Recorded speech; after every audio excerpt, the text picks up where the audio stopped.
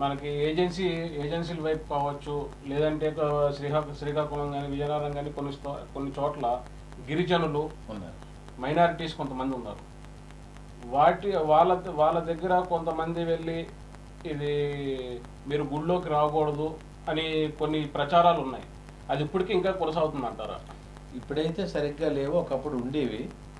అసలు ఈ అంటరాని తరం అనేది మొట్టమొదట్లో ఎవరైతే దాన్ని ప్రవేశపెట్టారో వారి నుండి ఈరోజు ఈ సమస్యలన్నీ వచ్చాయి.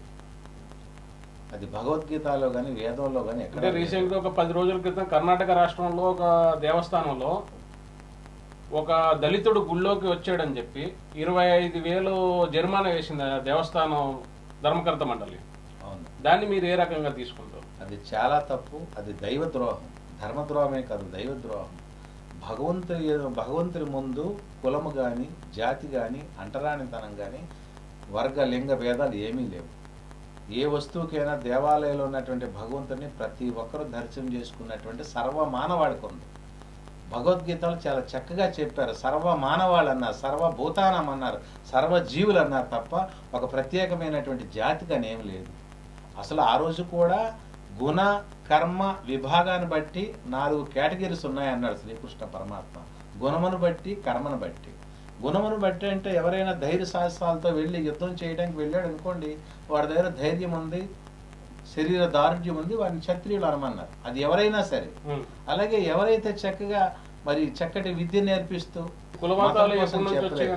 ఇవి ఏమిటి అంటే ఇక్కడ ఏ విధంగా అయితే ఇంతకుముందు అవి కూడా లేవు. ఇప్పుడు చెప్పాను కదా, మానవుల్లో అధర్మం ప్రబలి తాత్కాలికమైనటువంటి ఆశకు లోనయి తాత్కాలికమైనటువంటి పదవులకు గురయ్యి ఏ విధంగా అయినా సరే నేను ఈ పదవి దక్కించుకోవాలి, ఏ విధంగానైనా సరే ఈ ఉన్నత స్థితి నేను కలిగించుకోవాలని చెప్పి వాళ్ళు ప్రజల మధ్యన చిచ్చు పెట్టే తప్పే తప్ప ఈ మొదటి నుండి వచ్చినవి ఏమీ కావు. గీతాలో ఈనాడు కూడా కృష్ణ పరమాత్మ ఏమీ చెప్పలేదే. దానికి చాలా చక్కగా అహమాత్మా గుడాకేశ సర్వభూతాశయ స్థిత అహమాదిత్య మధ్యంచ భూతాన మంతయేవచ. ఒకటే మాట అన్నారు, నేను ఆత్మస్వరూపును సకల చరాచర జీవకోటిలో ప్రతి జీవులో నేను స్థిరపడి ఉన్నాను. వారి పుట్టుకకు, వారి జీవనానికి, వారి చివరికి, వారి లయానికి కారణము నేనే ఉన్నా అన్నారు. అందరిలో నేను ఉన్నాననేటప్పుడు అక్కడ శూద్రుడు ఎక్కడి నుండి వచ్చాడు, బ్రాహ్మణుడు ఎక్కడి నుండి వచ్చాడు, తర్వాత క్షత్రియుడు ఎక్కడి నుండి వచ్చాడు. అవి గుణ కర్మ విహారం బట్టి, వారు చేసినటువంటి వృత్తి బట్టి, మీరు ఇప్పుడు ఉన్నారు, మిమ్మల్ని ఇటువంటి కార్యక్రమం చేస్తున్నారు కాబట్టి మిమ్మల్ని జర్నలిస్ట్ అంటారు. అదే మీరు రోడ్డు మీదకి వెళ్ళి ఇస్త్రీ పెట్టారనుకోండి, మడియాలు అంటారు. మీరు మడియాలా కాదు. అక్కడ ఉన్నటువంటి వాడి గుణం బట్టి ఆ పేరు వస్తుందే తప్ప, వాడి కర్మ బట్టి ఆ పేరు వస్తుంది తప్ప పుట్టుకతోని ఎవరు కూడా ఇవి కావు అని చెప్పి గీతాలు చాలా చక్కగా అన్నారు. అది మన వల్ల అర్థం చేసుకోకుండా ఇది పెద్ద జాతి, ఇది చిన్న జాతి, ఇది అంటరానితనం అని. గిరిపుత్రులు వారు, గిరి అంటే ఎవరు? సాక్షాత్ పార్వతీదేవి పుత్రులు వాడు, పరమాత్మ పుత్రులు వాడు. స్వచ్ఛమైనటువంటి గాలి పీలుస్తున్నారు, స్వచ్ఛమైనటువంటి తేనె తింటున్నారు, స్వచ్ఛమైనటువంటి ఆహార పంటలు, అడవి పంటలు తింటున్నారు. వారికి ఉన్నటువంటి ఆరోగ్యం మనకి ఎక్కడుంది ఈ ప్రాంతంలో చెప్పండి. ఇంకోటి, ఇప్పుడు ఒక అపోహ ఉంది, ఇది ఏదైతే భగవద్గీత పారాయణం ఏదైతే ఉందో, ఎవరైనా చనిపోయినప్పుడు మాత్రమే భగవద్గీత పాటలు పెట్టాలి అని ఒక చిన్న అపోహ ఉంది. దాన్ని మీరు ప్రజలకి ఏ విధంగా చెప్పగలుగుతారు? చాలా తప్పుడు విధానం చేస్తున్నారు. నేను మొదటి నుండి కూడా వ్యాస భగవానుడు శ్రీకృష్ణ పరమాత్మ ముఖార విందం నుండి వచ్చినటువంటి భగవద్గీత వ్యాస భగవానుడు చెప్తుండగా గణేశుడు రాసినటువంటి భగవద్గీతలో అది మానవాళికి ఉత్కృష్టమైనటువంటి మోక్ష మార్గాన్ని తీసుకెళ్లేటువంటిది, ధర్మ మార్గాన్ని తీసుకెళ్లేటువంటిది, సత్య మార్గంలో నడవని చెప్పిందే తప్ప చనిపోయేటప్పుడు వేయమనేం కాదు. అది ఏమిటంటే మనుషుల్లో కూడాను విచక్షణ జ్ఞానం నశిస్తుంది, వారికి సమయం లేదు. ఇప్పుడు ఉన్నటువంటి పరిస్థితుల్లో ఉన్నామా, తిన్నామా, నిద్రపోయామా, ఎవరిదైనా ఆక్రమించుకున్నామా, లేకపోతే కష్టపడకుండా ఏ విధంగా సంపాదన రావాలి అన్నటువంటి ఆలోచనలో ఉన్నారు. వాడు అది కట్టుకున్నాడు, నేను ఎందుకు కట్టుకోకూడదు, వాడు ఎంపీ అయిపోయాడు, నేను ఎందుకు అవ్వకూడదు, వాడు ఎమ్మెల్యే అయ్యాడు, నేను ఎందుకు అవ్వకూడదు, వాడు కలెక్టర్ అయ్యాడు, నేను ఎందుకు అవ్వకూడదు అని ఇటువంటి దురాలోచనతో తాత్కాలికమైన భోగాలకు ఆశపడి విచక్షణ జ్ఞానం కోల్పోయి మన గ్రంథాల్లో ఉన్నటువంటి విషయాన్ని గ్రహించలేకపోతున్నారు. అది ఆ లెక్కను తీసుకుంటే ఒకప్పుడు మన రాష్ట్రంలో కావచ్చు, ఉభయ రాష్ట్రాల్లో కావచ్చు, ఇంచుమించు 17,000కు పైగా గురుకులాలు ఉండేవి. ఇప్పుడు చూస్తే ఒక 10-15 తప్ప ఇక పెద్దగా లేవు గురుకులాలు.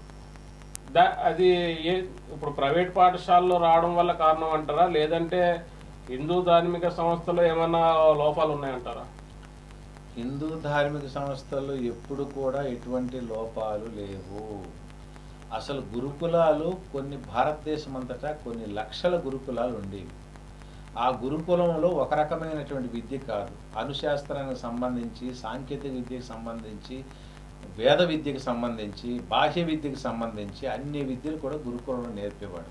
గురుకులం నుండి వచ్చినటువంటి వ్యక్తికి ఇంకొక విద్య అవసరం ఉండేది కాదు. కత్తి సాము, కర్ర సాము అన్నీ కూడా నేర్పేవారు గురుకులాల్లో. అంత సంఘటితంగా ఉండేది భారతీయ తాలూకు శక్తి, భారతీయుల శక్తి. దిశ నిర్దేశం చేయాలంటే గురుకులం నుంచి విద్యార్థిరా అని అంత భయంకరంగా అంత శక్తిమంతుడిగా ఉండేవాడు. ఈ శక్తిని ఏ విధంగా అయినా సరే నాశనం చేయాలని బ్రిటిష్ వారు వచ్చి ఈ గురుకులాలంతా కూడాను నాశనం చేశారు వారి పరిపాలన చేసేటప్పుడు. అప్పటి నుండే గురుకులాలన్నీ నాశనం అయిపోయాయి. అయితే ఆ గురుకులాల ప్లేస్లో ఇప్పుడు కూడా సాధువుల తాలూకు ఆశ్రమాలు ఉన్నాయి. చాలా ఆశ్రమాలు మన ఆంధ్రప్రదేశ్లో ఉత్కృష్టమైనటువంటిది, గురుకులానికన్నా మించినది వేద విద్య, ఇటు భగవద్గీత నిత్య పారాయణం చేస్తూ భారతదేశంలో భారత వాంగ్మయంలో ఉన్నటువంటి 12,000 పైచిలుకు గ్రంథాలు ఉన్నటువంటి ఏకైక ఆశ్రమము వ్యాసాశ్రమం. వ్యాసాశ్రమంలో ఏర్పేటలో చిత్తూరు జిల్లా ఏర్పేటలో ఉన్నటువంటి వ్యాసాశ్రమంలో సకల గ్రంథాలు ఉన్నాయి. ఇప్పుడు పూజ్య పీఠాధిపతులు శ్రీ పరిపూర్ణానందగిరి స్వాములు వారు అంతటి ఉత్కృష్టమైన ఆశ్రమం ఉంది. అక్కడ అన్ని గ్రంథాలు ఉన్నాయి. నిత్యము జ్ఞానబోధ జరుగుతుంది. మానవులు తెలుసుకోవాలంటే వీరు ముందే చెప్పాను కదా, భోగభాగ్యాలకే లోనైపోయి ఇటువంటి కర్మలు చేస్తున్నారు తప్ప జ్ఞానం కోసం వెళ్దాం, ఈ శరీరం ఎన్నాళ్ళు ఉంటుంది, ఇది అశాశ్వతం, ఉన్న 4 రోజులు కూడా ఒకరికి ఉపయోగపడేటట్టు ఉండాలని. ఈ ప్రపంచంలో ఏ జీవి ఇంకొక జీవికి హాని చేయట్లేదు. ఒక కాకి ఇంకొక కాకి హాని చేయట్లేదు. ఒక హంస ఇంకొక హంసకి చేయట్లేదు. ఏ జీవి కూడా ఇంకొక జీవికి హాని చేయట్లేదు. ఒక మనిషి మాత్రం ఇంకొక మనిషికి హాని చేస్తున్నాడు. తినే ఆహారంలో కల్తీ, చంటి పిల్లలకు పాలు పెట్టిన పాలల్లో కల్తీ, బియ్యంలో కల్తీ, పప్పులో కల్తీ, పంచదారలో కల్తీ, చివరికి అనారోగ్య పాలైతే మందులు తిందామంటే మందుల్లో కూడా కల్తీ. దీనికి ఎవరు బాధ్యులు? మందుల్లో కల్తీ ఒక భారతదేశమే కదా, ప్రపంచం అంతా కొడుతుంది. డ్రగ్ మాఫియా అంటున్నారు ఈరోజు. దానికి ఎవరు బాధ? షుగర్ వచ్చింది అంటే ఆయుర్వేద వైద్యంలో చక్కటి మందులు ఉన్నాయి, అవి ఆచరించాలి. కానీ మనం నోరు కట్టుకోలేమే. ఈ వస్తువు తినకూడదంటే ఈ వస్తువు తినకూడదు, ఆ వ్యాధికి అది పడదు. కానీ అది తినాలి, అది తింటూ నోరు మనం కట్టుకోలేము, అది తినాలి, ఒక మాత్ర వేసుకోవాలి. దానికి అలోపతి రెడీగా ఉంది. అది ఉపశమనమే తప్ప పూర్తిగా నయం కాదు. పురాత కాలంలో అలోపతి లేదు కదా, ఆయుర్వేదం. మన వేదంలో కూడా ఉపవేదాల్లో ఆయుర్వేదం ఉంది. ఏ విధంగా అయితే వేదాలు 4 ఉన్నాయో ఉపవేదాల్లో ఆయుర్వేదం ఉంటుంది. కాబట్టి అంతటి ఉత్కృష్టమైనటువంటి పరిస్థితి మనం కలిగించుకోవాలి. అది మన సనాతన ధర్మంలో